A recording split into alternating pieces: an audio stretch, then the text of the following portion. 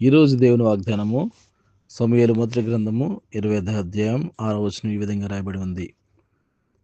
ఆ భాగ్యవంతునితో నీకును నీ ఇంటికిని నీకు కలిగిన అంతటికిని క్షేమమవునుగాక అని పలికి ఈ వర్తమానము తెలియజెప్పవలను. ఆమేన్. ప్రియమైన దేవుని బిడ్డలారా, 2025వ సంవత్సరం మే నెల 8వ తారీఖున దేవుడిచ్చిన వాగ్దానం మనం చూసినట్లయితే, ఆ భాగ్యవంతునితో నాకు అనగా మనకి, మన ఇంటికి, మనకున్న అంతటికిని క్షేమమగునుగా కానీ దేవుడు ఒక వర్తమానాన్ని మనకు తెలియజేస్తూ ఉన్నాడు. ప్రియమైన బిడ్డలారా, ఈరోజు మనకి ఉన్న సమస్తాన్ని బట్టి మరి మనం అది న్యాయమైనదైతే, దేవునికి ఇష్టమైనదైతే దానిని ఆయన క్షేమం కలుగజేస్తానని ఆయన మనకు వాగ్దానం ఇస్తూ ఉన్నాడు.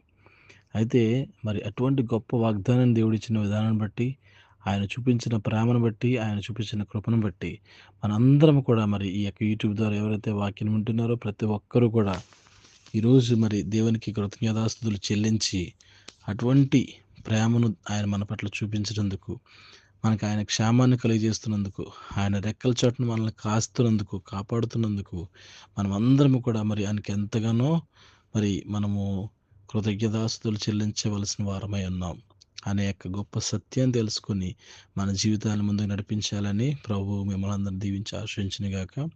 చిన్న మాట ప్రార్థన చేసుకుని ఈ యొక్క మరి రోజును మనం ప్రారంభించుకుందాం.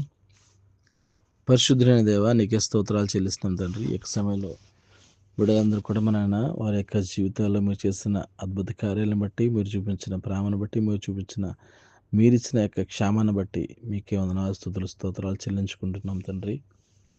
సమస్తాన్ని మీ చిత్తానుసారంగా మమ్మల్ని నడిపిస్తున్నందుకు వందనాలు చెల్లిస్తున్నాం. సమస్తమును మీ యొక్క రేఖల చోట మమ్మల్ని దాస్తున్నందుకు లెక్కలేని స్తుతులు, స్తోత్రాలు చెల్లించుకుంటున్నామయ్యా. ప్రభు, ఈ యొక్క వాక్యాన్ని మరి ఎంతమంది అయితే వింటున్నారో, ఎంతమంది అయితే మీ ఇష్టానుసారమైన జీవితాలు జీవిస్తున్నారు, ప్రతి ఒక్క బిడ్డని మీరు రక్షించమని, క్షేమాన్ని కలిగించేయమని, వారి కుటుంబాల్లో ఉన్న ప్రతి అవసరం ఎరిగిన దేవుడు అని, సమస్తమును మీ చిత్తానుసారంగా తీర్చమని, సమస్త మహిమ ఘనత ప్రభావాలు మీకు మాత్రమే చెల్లించుకుంటూ, మమ్మల్ని మేము తగ్గించుకుంటూ, మీ నామను మాత్రమే హెచ్చిస్తూ, ప్రభువును రక్షకుడైన యేసుక్రీస్తు వారి అతి శ్రేష్టమైన పరిశుద్ధమైన నామంలో అడిగి ప్రార్థించి ప్రారంభించుకుంటున్నాం తండ్రి.